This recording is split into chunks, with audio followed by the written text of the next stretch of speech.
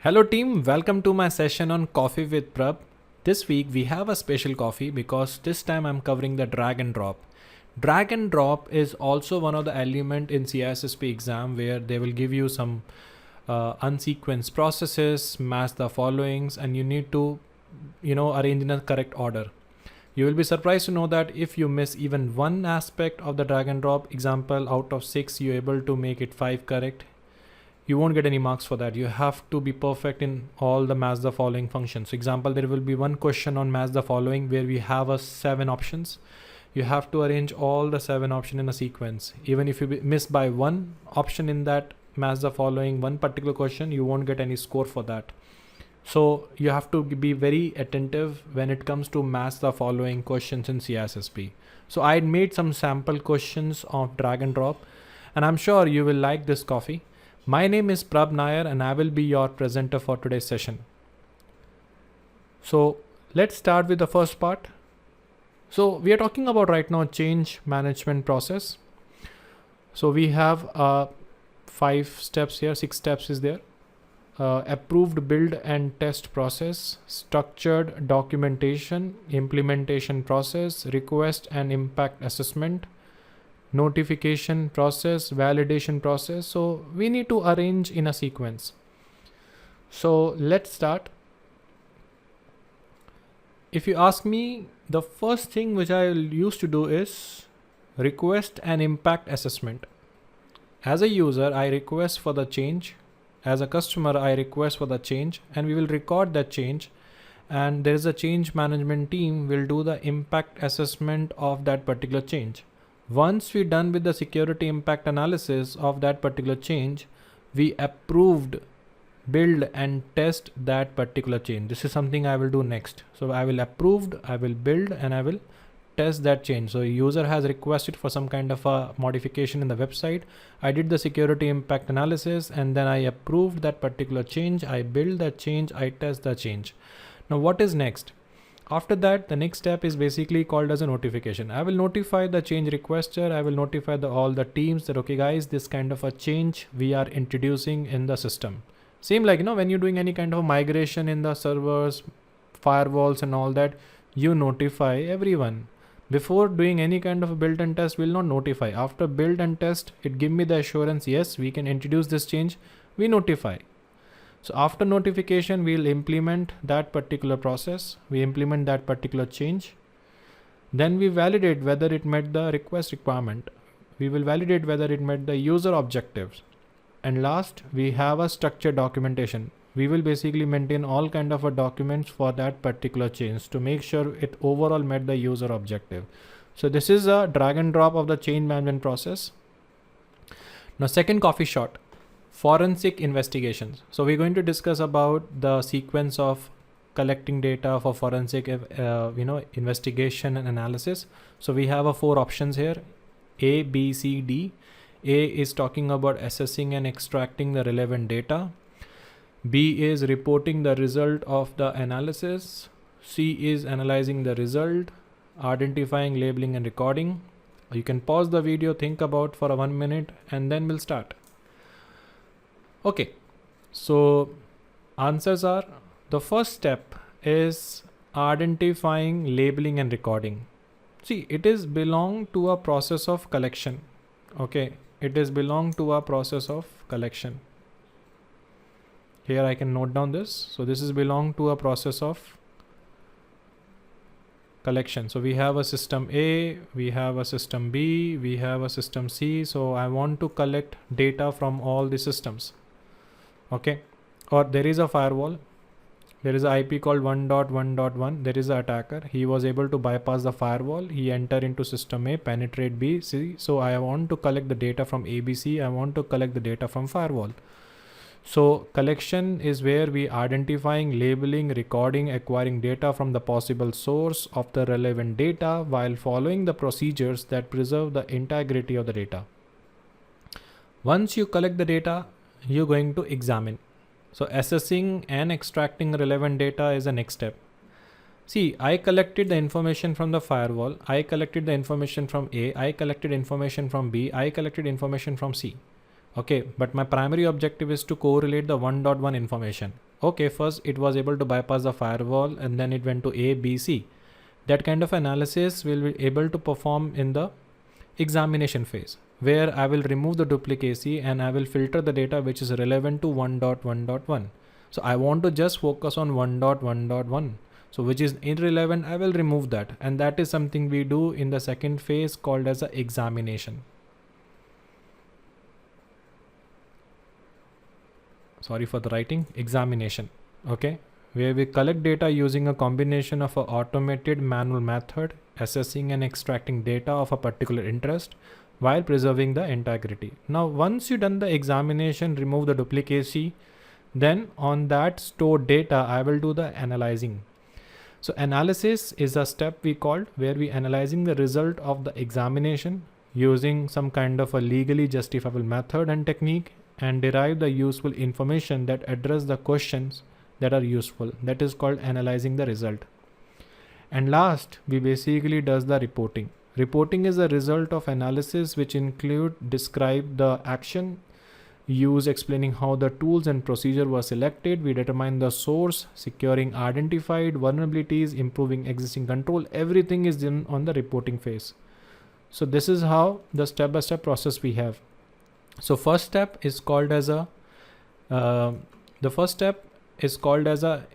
collection.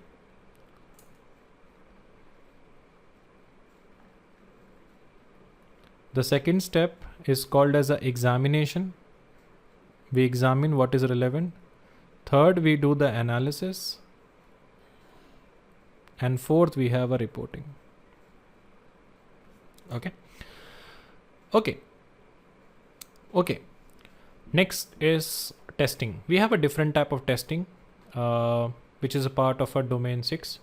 So here we have a 5 descriptions and we need to identify in which type of testing we perform this. Validate functional logics, system or component pass data, conducted for each fixed bug or modification, analyzing structure, analyzing behavior. See how to tackle such kind of a questions. The question is that. So my suggestion is that target those description first in which you are confident. Here I can see conducted for each fixed bug or modification. So I personally believe during after regression testing, we perform after identifying the bugs. Okay, next coffee shot. So in this coffee, we're going to discuss about the testing and their associate description, which kind of an activity happen in which testing, what is the purpose. So with that intent, I made this coffee. Now, how to tackle such kind of a question? Because even you miss one, you won't get any marks for that. Even your other 4 are correct. So my suggestion is that identify the descriptions of those items in which you're confident. Now, example here, you can see conducted for each fixed or bug. So normally this is happen in the case of regression testing. Whenever you address the bug and after that you perform a regression testing. Do we have a regression testing? Yes, we have a regression testing. So I assume regression testing can be the answer. Now, logic is a keyword we use for the coding. So I personally believe unit testing we use with that. Then system or component pass the data. Interface is the thing by which we pass the data. So I personally believe it can be interface. Structure, until unless we don't have access of source code or visibility, we cannot able to analyze the structure. So this is mapped with the white box.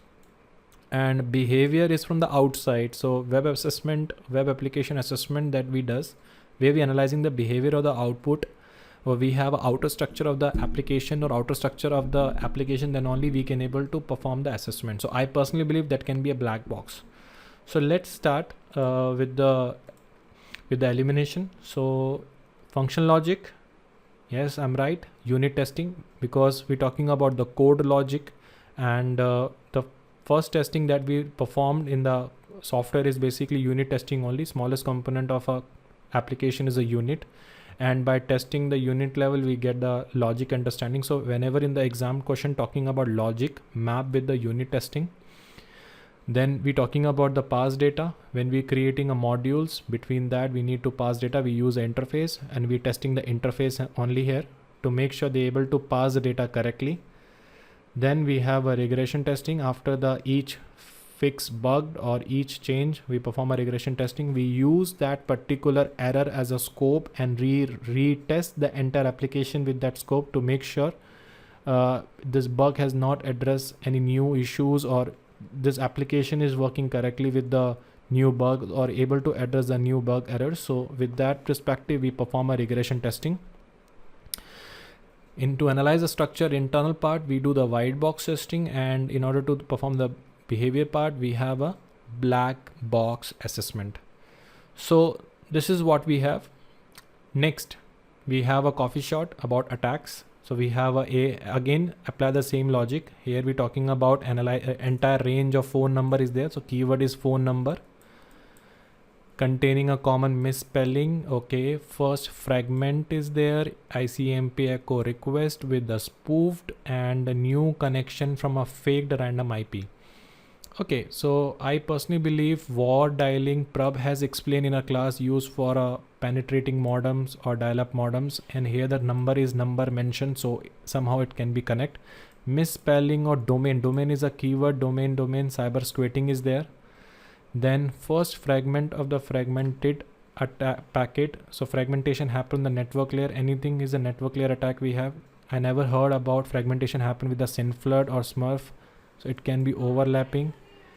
ICMP echo request is there.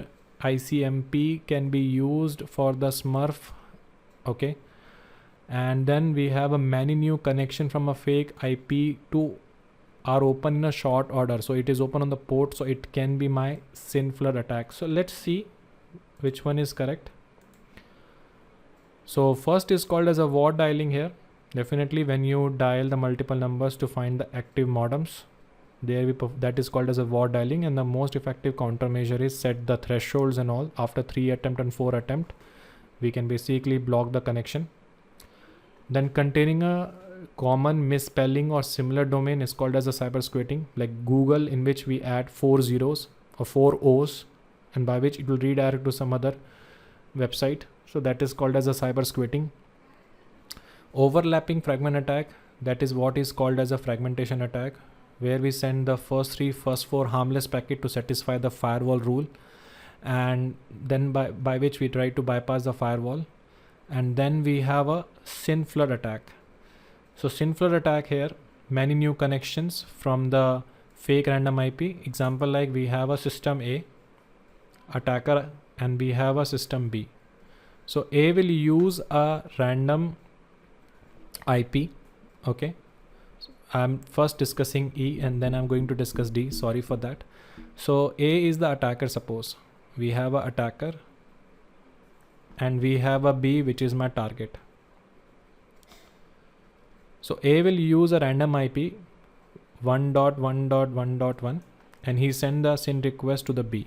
B definitely reply back with the SYN ACK, and definitely B will wait for the acknowledgement of his SYN also. Meantime, he kept the SYN packet in his memory. He keep that SYN packet in his memory. Maximum waiting period he kept for 70 seconds.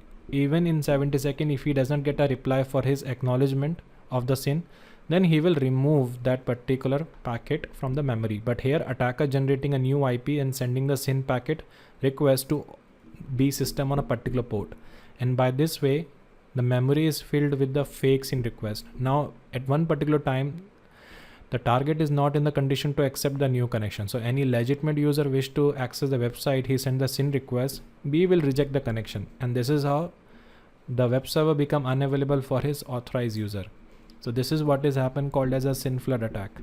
That's why it's a many new connection from the fake random IP, and he use a random IP which is not even exist, because if it's not exist, it will not reply back with the acknowledgement, and that was the intention of the attacker.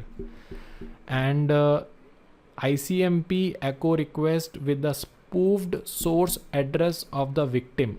Now what is the meaning of that? So we have a system A, we have a system B, and for me my target is victim.